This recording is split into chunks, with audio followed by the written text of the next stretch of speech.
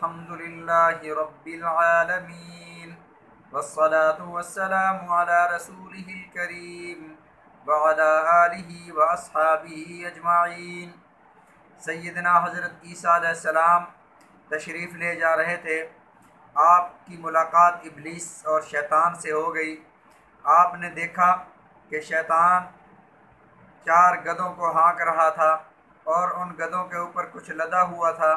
آپ نے سوال فرمایا، اے شیطان، ان گدھوں کے اوپر کیا لدا ہوا ہے؟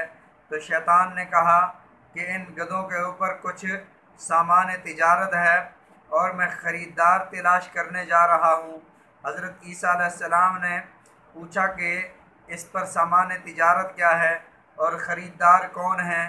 تو شیطان نے کہا کہ پہلے گدھے کے اوپر ظلم لدا ہوا ہے اور اس کے خریدار بادشاہ ہیں، کہ دوسرے گدھے کے اوپر حسد لدا ہوا ہے اور اس کے خریدار علماء ہیں، تیسرے گدھے کے اوپر خیانت لدی ہوئی ہے اور اس کے خریدار تاجر ہیں، چوتھے گدھے کے اوپر مکر و فریب لدا ہوا ہے اور اس کی خریدار عورتیں ہیں۔ کہ ہر آدمی اپنی جگہ پر ایک بادشاہ ہے، انسان اپنے جسم کا بادشاہ ہے، چاہے تو وہ ایمان اور آخرت کی طرف آئے، اور ایک گھر کا سربراہ اپنے گھر کا بادشاہ ہوا کرتا ہے۔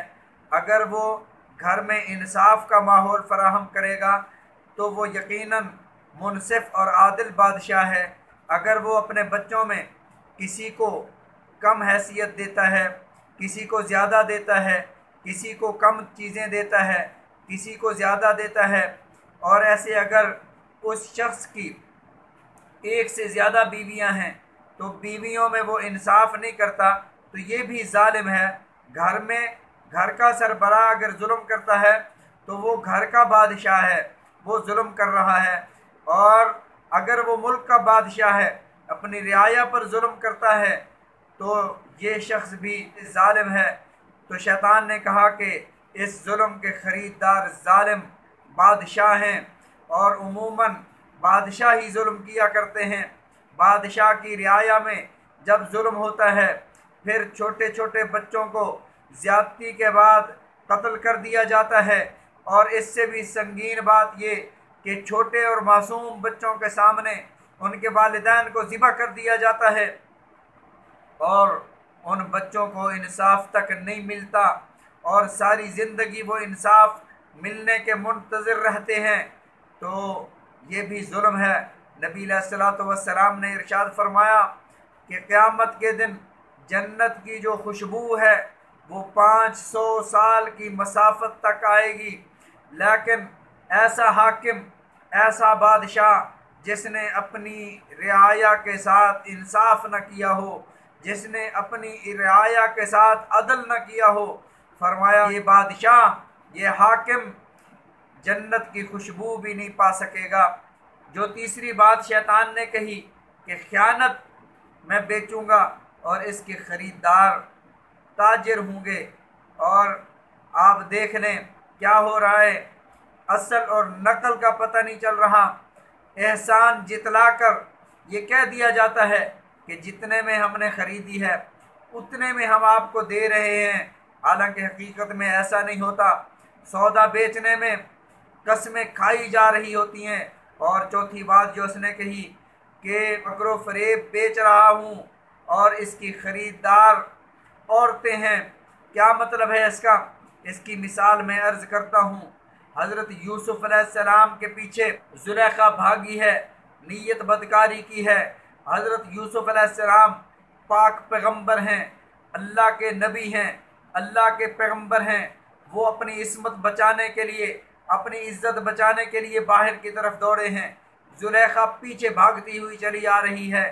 جب دروازے پر پہنچتے ہیں، عزیز مصر جو اس عورت کا خامد ہے وہ سامنے آ گیا، دروازے پر وہ کھڑا ہے۔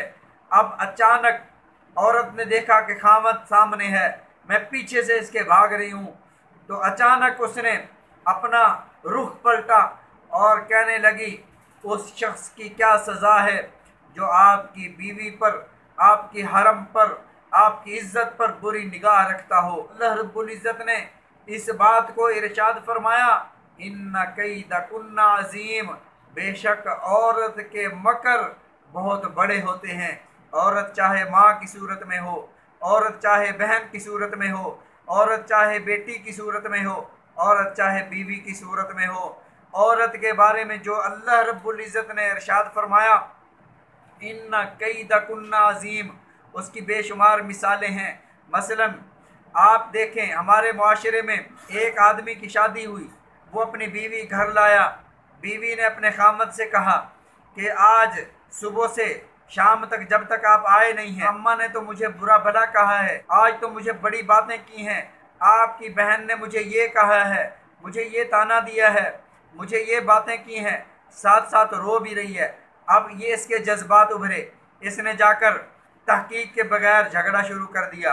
और ऐसे अगर अम्मा कहती है कि बेटे तू होता नहीं है, सारा दिन तेरी बीवी पड़ी रहती है, कोई काम ही नहीं करती, उल्टा तेरी बहन से झगड़ती है, अम्मा ने ये बात कर दी या बहन ने कोई बात कर दी, साथ रो भी रही हैं, तो उसने जब ये देखा कि अम्मा रो रही है तो उसने बीवी के खिलाफ जाना है।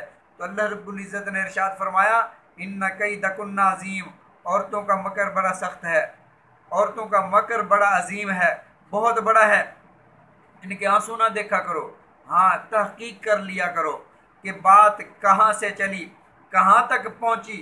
तो शैतान ने जो चीज़ें बेचीं और जो ख़रीदार थे, अल्लाह रब्बुल इज़्ज़त हम सबको इससे महफूज रखे। अल्लाह रब्बुल इज़्ज़त हम सबको इन अखलाक़ी बीमारियों से महफूज रखे। अल्लाह रब्बुल इज़्ज़त हम सबको समझने की, अमल करने की तौफ़ीक़ अता फ़रमाए। आमीन सुम्मा आमीन। व आखिरु दावाना अनिल हम्दुलिल्लाहि रब्बिल आलमीन।